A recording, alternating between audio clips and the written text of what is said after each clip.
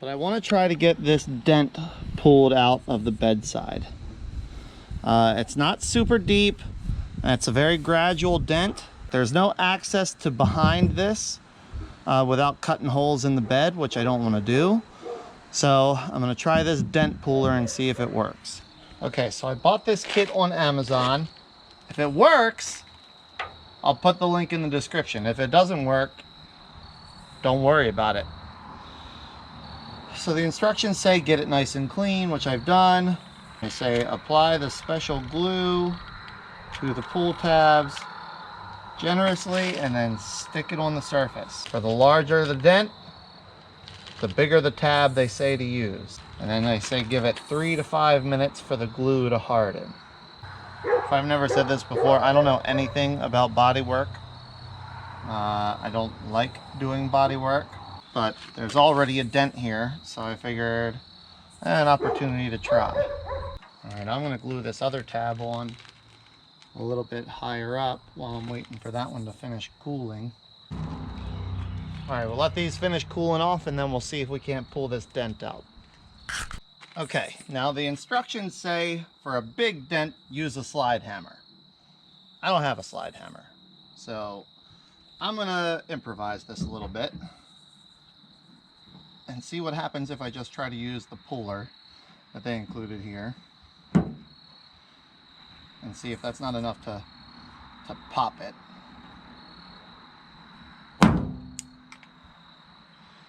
Well, it was enough to pop the glue off, so we'll have to get that off and try again.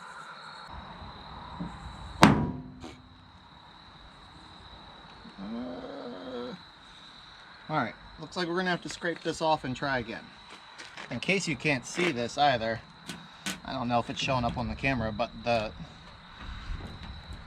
glue is stuck to the paint on the truck. Like, it's bonded well to the truck.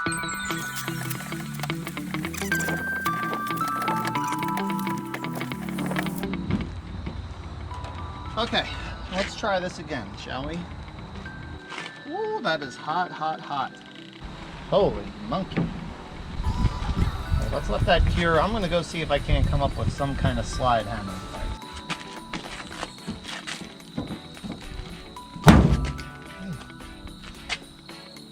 And I think we moved it a little that time. Yeah, we did.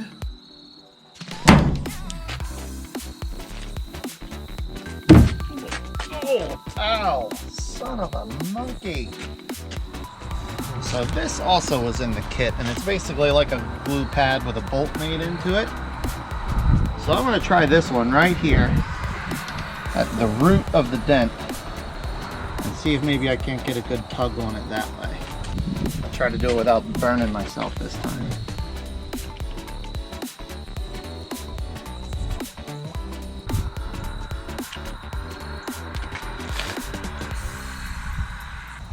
All right, let's let those cool down a bit. All right, let's see if we can get it this time. All right, we're getting something. Oh, damn, pulled that one off. All right, well, it's the next day. I ran out of daylight yesterday, came back out this afternoon and got back to work on this. Now, this little kit I got did work. It's nowhere near the quality of a professional body shop, and I'm definitely not a professional body worker. But it's definitely better than it was, and I think once I put the plastic fender flare back on it, you'll hardly be able to tell. But there it is.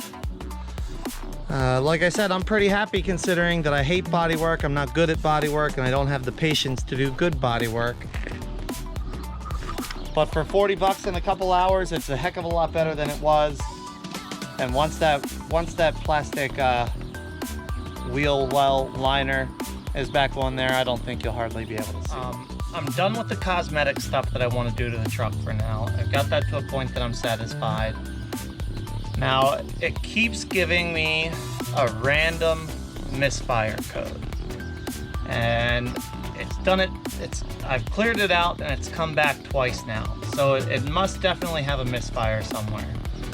So the easiest way I know on these engines to check for a misfire is just to pull spark from a cylinder. And the easiest way to do that is grab one of your little coil connectors and just unplug it while the engine is running. Just like that. Now this is low voltage on this side of the plug, so it's not going to shock you or anything like that. It's only 12 volts. Nothing is going to happen. It's not going to hurt you. But you'll be able to hear the difference in how the engine is running if you do that. And let me show you. So we're under here. The engine's idling. Now if I disconnect this plug,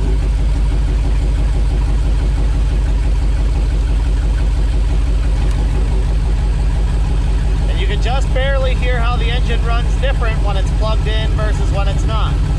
Plugged in. A little different. So I've gone through, and there, that one makes an even bigger difference. And checked, and what I find is cylinder 5, it doesn't make a difference whether the coil is plugged in or not. So that's my cylinder that's misfiring. So now I know which cylinder is misfiring. Now I need to determine why. There's 3 primary ingredients. Technically 5 ingredients need to happen at the right time in order for a cylinder to fire. I've already gone through and I checked the spark on that cylinder. And it's super simple. I have a spark tester. I just plug the spark plug wire onto the spark plug tester, start the engine. It either sparks or doesn't spark. And it sparks. So I know I have a spark coming. The next ingredient I need is fuel. Well, I have already pulled all the fuel injectors off of this engine, cleaned them. I flow tested all of them on the flow bench while I had them out. So I know all of the injectors that are in this engine right now are firing and flowing the way they're supposed to. So I checked the signal to the fuel injector, and it's getting a good, with the Noid light, and it's getting a good signal from the PCM to fire. So now I know I have spark and I have fuel in that cylinder. Because the timing is electronic in this engine, the computer tells the coil when to fire, and the other 7 cylinders are firing like they're supposed to be, it's pretty safe for me to assume that timing of the spark is not the problem. The next thing I need to check is compression. So I got my compression tester. I pulled the ignition fuse out of the power distribution center here.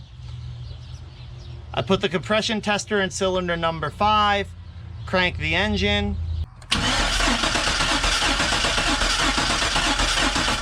About 30 psi, not enough. And I only get about 30 psi of pressure. This engine should have about 130 minimum to 160 or 180 psi when cranking. So I repeated the test 3 times to make sure. All 3 times I couldn't get more than 30 psi of pressure in cylinder number 5 when cranking the engine. So now I know what my problem is and what ingredient I'm missing. I'm missing compression. So in these engines, this generation, this is a Gen 3 engine, there's a strong possibility that it's got a valve train issue. So the next thing I'm gonna do is pull the coil packs, pull the valve cover, and see if those rocker arms are moving the way they're supposed to be when I crank the engine.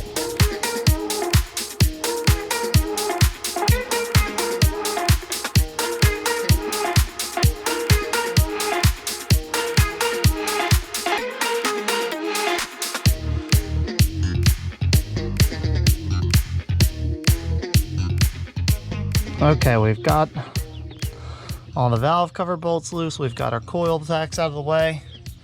Let's see what's under here.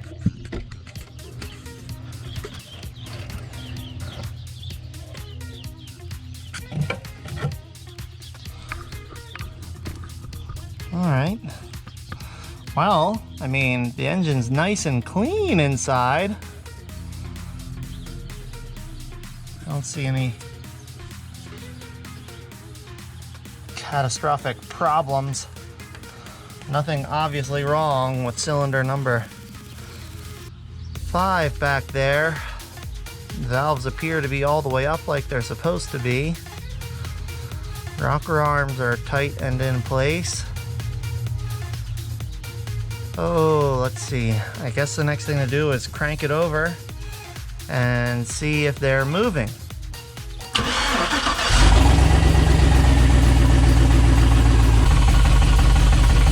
Well, they are moving. I'll be honest though, that's not what I was hoping to see, because that would have been the easily diagnosed and repaired problem. Okay, well, we've got our rocker arms are moving our valves the way they should be. So the only other thing we can do without really pulling the engine apart is squirt some oil down in that cylinder and see if that helps. And what that does is, if the piston rings if their clearances are loose, the oil helps take up those clearances and helps the piston rings seal better. So I'll pull the spark plug, get the compression tester, and we'll spray a little bit of oil down in that cylinder and see if that helps the compression at all. Okay, got a little oil down in the cylinder. I don't think that's gonna make a difference, but this will at least verify for me that the rings are good or not good.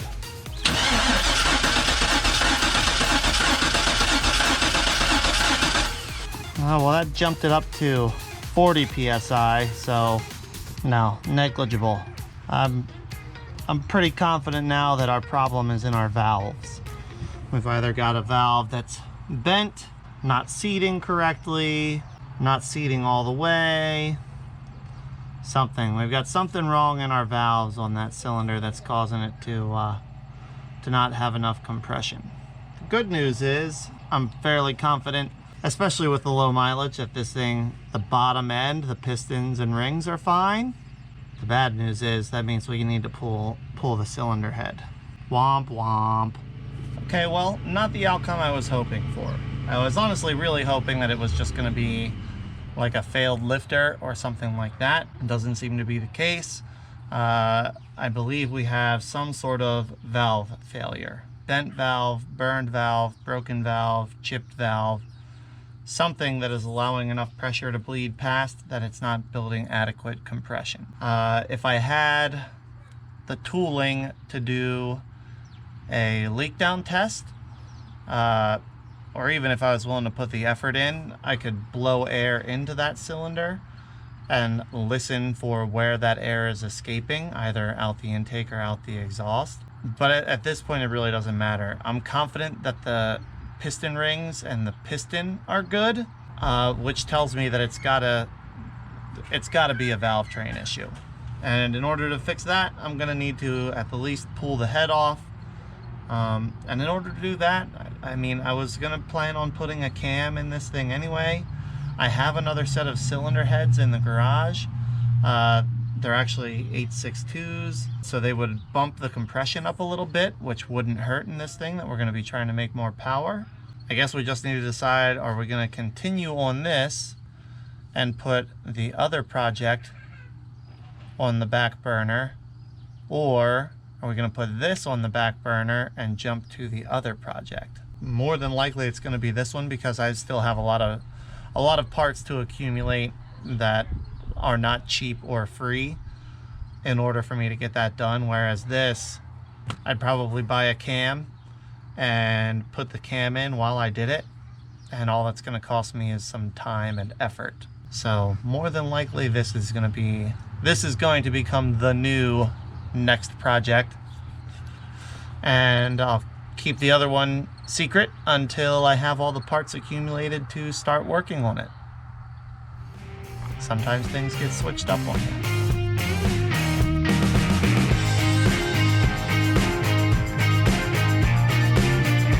All right, everybody, well, I'm calling it for this video.